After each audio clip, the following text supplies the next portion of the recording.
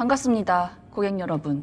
저는 머더헬프의 새로운 주인이 된 정진만의 조카, 정지안입니다. Jinman mengirim Minhye ke Honda. Jinman dan keluarganya berfoto bersama. Ibu Jinman dirawat di rumah sakit karena sakit yang sudah lama dideritanya. Ibu Jinman memintanya untuk pulang dan bermain bersama Jinman karena sebentar lagi kakak Jinman akan datang. Ada paket yang dikirim ke suatu toko senjata yang berkedok toko perangkat.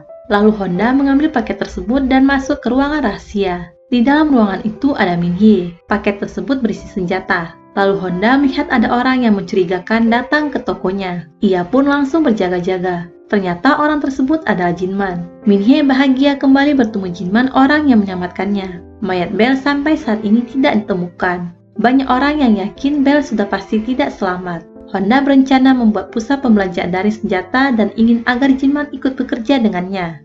Adik Honda yang akan membuatkan pusat pembelanjaan daring itu. Honda dan Jinman terkejut karena Minhye bisa merakit senjata padahal tidak ada yang mengajarinya.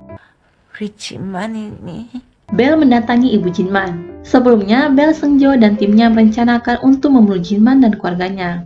Awalnya Junchol tidak ingin membunuh keluarga Jinman, tapi Junchol menyerah karena Seungjo mengancam akan membunuh dua anak Junchol. Belle menghabisi ibu Jinman tanpa sedikit pun rasa kasihan. Lalu kembali saat di ruang duka. Jinman membawa Ji-an pulang ke rumah. Saat mereka meninggalkan rumah duka, Seungjo datang.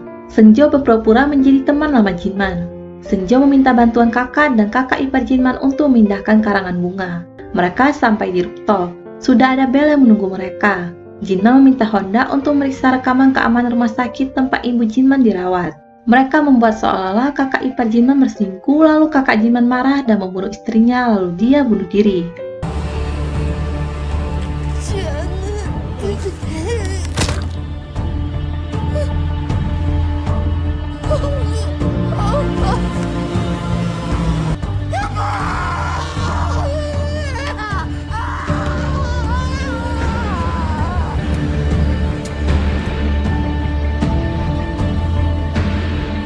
Besok paginya, Junchol memberitahukan Jinman bahwa Belle masih hidup.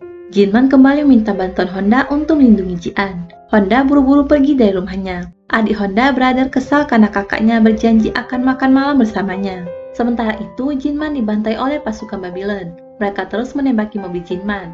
방탄이야. Jinman sudah menyiapkan senjata di mobilnya. 미안해요. 나도 어쩔 수가 없었어요. Pasukan Babylon datang ke toko Honda. Mereka ingin menangkap Minhye. Minhye menumpahkan air keras lalu menembaki mereka semua. Kemudian Minhye membakar semua toko senjata Honda. Jinman datang ke rumah Pasin. Pasin membantu mengeluarkan peluru dari tubuh Jinman. Pasin meminta Jinman untuk pergi dari rumahnya karena tidak ingin terlibat dengan Babylon. Jinman membutuhkan bantuan Pasin. Jinman menjelaskan alasannya membunuh Belle. Belle pasti sudah dipenjara jika ia berkata jujur di pengadilan saat itu, dan para wanita itu tidak akan mati dibom oleh Belle. Pasin memberi Jinman senjata berisi 13 peluru. Jenderal Yonghan meminta Belle untuk tenang karena Babylon akan turun tangan untuk membunuh Jinman yang berkhianat pada perusahaan. Saat di rumah sakit, Jinman sudah bertemu dengan Belle. Belle ingin agar ialah yang menghabisi Jinman. Saat ingin membunuh Jinman, ada banyak pelayat yang lewat. Di saat itulah Jinman kabur dari Belle. Lalu Jinman datang ke rumah Jenderal Yonghan. 서로 인사들 했지? 네. 뭐 하는 거냐? Jinman bisa membunuh keluarga Jenderal Yonghan dengan sisa peluru yang ia punya. Tapi Jinman memilih tidak melakukannya. Jinman merasa sudah cukup menghukumnya dengan menghilangkan nyawa 4 orang yang disayangnya. Jinman juga meminta Jenderal Yonghan untuk berhenti dan ia tidak akan balas dendam karena kejadian ini. Jinman yakin Belle tidak akan berhenti membunuhnya. Jinman berencana membangun pusat pembelanjaan di bawah tanah. Lalu Jinman mengajak adik Honda, Brother, untuk tinggal bersamanya. Sementara itu, Pasin menemui Minhye. Brother sudah mulai bekerja dengan Jinman. Sedangkan Minhye belajar bela diri dari Pasin. Jinman sudah menyiapkan segalanya di rumah itu.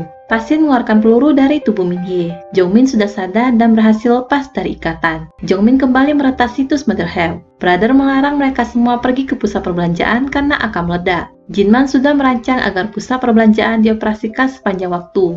Tidak pernah ada yang meninggalkan pusat perbelanjaan. Jadi jika operator atau manajer meninggalkan pusat perbelanjaan, semua operasi pusat perbelanjaan akan dimatikan. Mereka hanya punya sisa waktu 20 jam untuk memuat ulang. Brother tidak bisa memuat ulang karena Jongmin mengakses situs Motherhelp. Lalu robot pembunuh kembali menyala. Robot itu mengeluarkan suara yang membengkakkan telinga, bahkan memecahkan kaca yang ada di rumah. Pasin menyuruh Jian untuk sembunyi. Jian membawa brother yang pingsan untuk sembunyi dengannya. Kali ini si kembar dan Senjo datang menghabisi mereka. Si kembar menembak Minhye. Pasin melawan si kembar. 대금! Brother berusaha melawan Senjo agar Jian bisa kabur.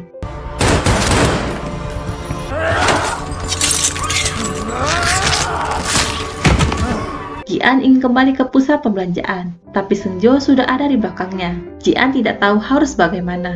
Jongmin keluar dari pusat perbelanjaan. Ia ingin membunuh Babylon dan Jian. Senjo kesal karena Jongmin dan langsung menikam kepala Jongmin. Jian kabur dan masuk ke pusat perbelanjaan. Jian kesulitan mengambil senjata. Senjo memasang jebakan bom yang tidak bisa dilihat dengan mata kosong. Senjo mengaku membunuh orang tua Jian. Senjo juga memberitahu bahwa ia dan Jinman satu tim saat menjadi pembunuh. Jian tidak tahu dan melewati jebakan itu. Kembar yang satunya masuk ke lorong yang ada di kamar mandi. Dia tidak tahu pintu itu bisa meledak.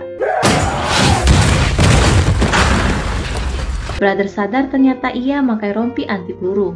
Jian memakai forklift dan sengaja menabrak Senjo. Lalu bom jebakan Senjo mengenai dirinya sendiri. Senjo terlempar dan terkena tumpahan tinar. Senjo sudah masuk ke jebakan Jian. Lalu Jian menembakkan pelurunya ke tinar. Senjo terbakar lalu sensor kebakaran menyala. Api di tubuh Senjo pun padam. 정불해라!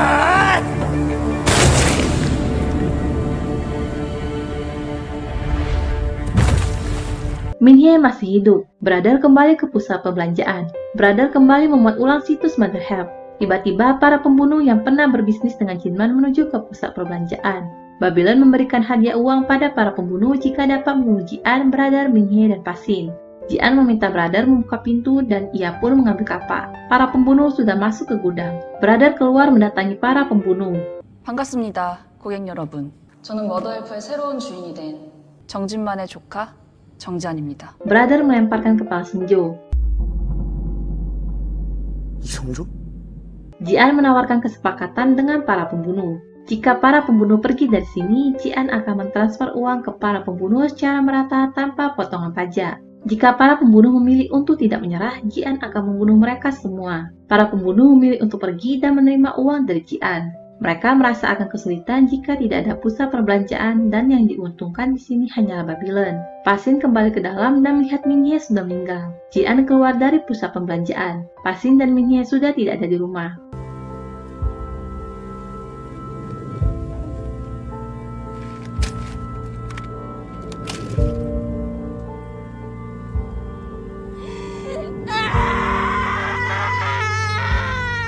Tiba-tiba ada bus yang mendekat. Jian langsung menodongkan senjatanya. Ternyata Jian pernah bertemu sopir bus itu. Mereka berkode kuning yang bertugas membersihkan. Mereka membawa jenazah dan membersihkan semua tempat. Lalu ada mobil yang datang. Mereka bersiap-siap melindungi Jian. 아저씨? Ternyata Jinman masih hidup.